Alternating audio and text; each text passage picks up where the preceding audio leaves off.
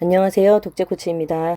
엄마표 영어 문장 학습이 잘 진행되고 계신가요? 제가 오랜만에 이 영어 문장 학습을 진행하고 있는 지인 몇 분을 만나서 얘기를 했었는데, 이런 어려움이 있겠구나 싶은 것들이 있어서 이 영상을 찍게 되었어요. 제가 계속 영어 학습 영상을 올리고 있는데 너무 가이드가 없는 것 같아서 좀 죄송해지더라고요. 그래서 이번 영상에서는 이 문장 학습을 진행할 때, 그리고 리딩 책을 읽을 때 주의해야 할 것들과 어려워졌을 때 극복할 수 있는 방법, 그리고 이 재생 목록에 있는 영상들을 어떤 시기에 어떻게 활용할지 그런 것들을 간단히 좀 말씀을 드려볼게요. 지금 재생 목록에 영어 학습에 대한 것은 품사와 기초 영어 문장 이렇게 두 개의 카테고리로 나뉘어 있거든요.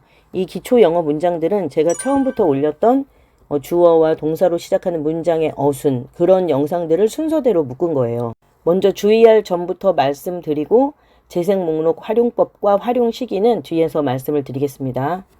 먼저 이 문장 학습에 대한 이야기를 해볼게요. 리딩을 할 때도 비슷한 원리로 적용을 하시면 되고요. 일단 제가 하고 싶은 말이 뭐냐면은 이거를 순서대로 쭉 학습을 한다고 해서 이대로 아이들이 쭉 계속 정확하게 습득하는 게 아니라는 거예요. 리딩도 마찬가지고요. 정말 오래 걸리는 거거든요. 매일 조금씩 반복을 하고 꾸준히 해도 매일 까먹고 그래요. 그리고 또 정말 지겨울 때도 있죠. 그럴 때는 멈췄다가 하셔도 아무 문제가 없어요. 한 1, 2주일 멈췄다가 해도 전혀 상관이 없으니까 좀 유연하게 학습을 하셔도 된다는 거거든요. 근데 너무 초장에 그렇게 멈추시면 안 되고 어느 정도 하다가 진행을 하다가 너무 좀 지겹다 이럴 때는 좀 멈췄다가 하시면 되고, 그렇지만은 길게 봤을 때는 꾸준히 놓지 않고 가고 있는 게 중요한 거거든요.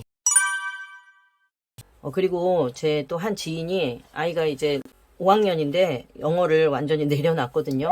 근데 이제 요거를 시작하면서 영어가 이렇게 쉽고 재밌는 거였는지 몰랐다고, 그리고 자기도 영어를 잘 한다라는, 그래서 제가 굉장히 뿌듯했는데, 그 아이가 이제 의문문에 와서 엄마랑 씨름을 하고 있다고 하더라고요. 그렇게 씨름을 하시면 안 되고요. 절대 안 돼요. 이게 의문문을 여기서 조금 뭐 순서라든가 이런 것을 잘 모른다고 해서 문제 될 게 하나도 없거든요, 지금은. 그럴 때는 그냥 앞으로 가서 잘했던 거 하시면 돼요. 이제 좀 멈추고 리더스 읽기를 더 많이 하시는 것도 좋아요. 읽는 게 일단 더 중요하니까요. 이게 진도 나가는 게 전혀 중요하지가 않은 게, 제가 이따가 말씀을 드리겠지만 처음에 이렇게 지지부진 하더라도 어느 순간에 실력이 확 쌓이거든요. 이게 문장이 단어들이 비슷비슷하기 때문에 어느 정도 가서 실력이 확 쌓이면은 하루에도 뭐 그냥 몇 장씩 훅훅 나가게 되거든요. 그러니까 어려울 때는 씨름하지 말고 잘했던 걸로 다시 돌아가고, 또 너무 지겹거나 그럴 때는 멈추고 좀 리더스 읽기를 확 늘리고 이런 식으로 진행하시면서 그냥 끝까지 끌고 가시는 게 중요한 거거든요. 쉬운 걸로 이렇게 돌아가면 아이가 자신감도 되찾고 어쨌건 조금이라도 실력이 올라가 있는 상태로 보기 때문에 훨씬 이게 쉬워졌잖아요. 그렇기 때문에 다시 어려운 걸로 돌아왔을 때 좀 더 수월해질 수가 있는 거거든요. 그러니까 저희 둘째와 막내 예를 들면은 둘 다 한 3학년 중반 정도부터 시작을 했는데, 결과적으로 2년 정도 지났을 때부터 아주 자연스럽게 영어 문장을 구사하기 시작했거든요. 물론 그 전에도 이제 계속 하긴 했지만 완전히 지 맘대로 문장인 거죠. 그래도 영어로 말해보려는 시도 자체가 대단한 거거든요. 문장이 완벽하건 안 하건 틀린 문장이라도 뱉어보려고 하는 게 정말 중요한데, 이게 매일 조금이라도 입으로 내뱉어보니까 가능한 거거든요. 그리고 이제 틀리게 말하고 그러면은 엄마 입장에서는 덜컥 큰일이네, 이렇게 매일 해도 왜 저렇게 버벅대고 모르냐 이렇게 생각할 수가 있는데, 제가 먼저 경험을 해봐서 아니까 믿으세요. 시간이 지나면 다 돼요. 저희 둘째와 막내가 정말 느리고 평범 그 자체인 아이들이거든요. 근데 다 되거든요. 오히려 저보다 훨씬 잘하실 거예요. 정말 어떤 공부든지 다 그러지만은 공부란 것은 실력이 오르는 게 눈에 확 보이지 않기 때문에, 뭔가를 하고 있다면은 아이가 성장할 것을 믿는 거, 그게 정말 중요하거든요. 그러니까 아무것도 안 하고 있는데 무조건 믿어라라는 게 아니라, 뭔가 꾸준히 하고 있을 때 잘 진행이 안 된다고 하더라도 거기서 멈추는 것이 아니라 계속 속으로 실력이 쌓이고 있다, 근육이 성장하고 있는 게 눈에 보이지는 않잖아요. 어느 순간에 우리가 깨닫게 되는 거죠. 그러니까 지금 조금 안 되고 지지부진하고 이런 거에 대해서 전혀 걱정할 필요가 없다는 거예요. 물론 그렇게 기다려준다는 게 쉬운 일이 아니에요. 뭐 맨날 어떻게 화를 안 내고 못할 때마다 무조건 좋은 모습만 보여줄 수도 없고요. 뭐 어떤 분들은 엄마표 영어를 한다고 아이 비위 엄청 맞춰주고 재밌는 거 들이대고 그러신다는데 저는 그렇게 안 되더라고요. 어떻게 맨날 재밌고 그렇게만 할 수 있나요? 저희는 뭐 이미 어릴 때 노출 시기를 놓쳐서 그럴 수도 있겠지만 저는 그거 절대 후회를 안 하거든요. 영어 노출은 많이 못했을지 몰라도 한글책 억수로 읽었으니까요. 아무튼 저는 맨날 재밌게만 하다가 고학년부터 어떻게 지겹고 어려운 걸 할 수 있어? 어차피 영어도 학습으로 가는 건데 저는 그냥 그렇게 생각하면서 했거든요. 근데 그렇게 했다고 애들이 영어에 학을 뗐냐? 당연히 아니죠. 제가 계속 이야기를 하지만 잘하게 만들어 놓는 게 제일 강력한 동기가 될 수 있거든요. 그러니까 좀 재미없고 그래도 괜찮아요. 그 대신 정말 중요한 게 뭐냐면은 하루에 시간 조절을 잘 해주셔야 돼요. 양 조절만 잘 해주시고 이걸로는 숙제를 내주지 마시고 엄마랑 할 때 그 단 10분 정도만 하시면 되고요. 못했을 때 화를 조금만 덜 내시면 돼요. 어떤 생각으로 화를 덜 낼 수 있냐? 내 새끼만 못하는 게 아니라는 거예요. 원래 그런 거다 이러면서 하시면 돼요. 독재 코치 애들도 더럽게 못한다. 그거를 기억을 하시면 돼요. 그러다 보면은 꾸준히만 끌고 가면 잘하는 날이 오거든요. 제가 이렇게 학습으로 접근을 하지만은 그래도 이렇게 유연할 수 있는 이유가 뭐냐면은 영어는 수학하고 달라서 좀 모르고 지나가도 아무 문제가 없어요. 아니 오히려 꼼꼼히 다지려고 하면은 안 되는 거거든요. 계속 뭐라도 이제 학습을 하고 있으면 실력이 조금씩 느는 게 나중에 보이게 되는 거거든요. 리더스 읽던 아이가 언젠가부터 챕터북 읽고 그런 순간이 오면은 아 여태까지 내가 했던 게 그냥 줄줄 새는 게 아니구나.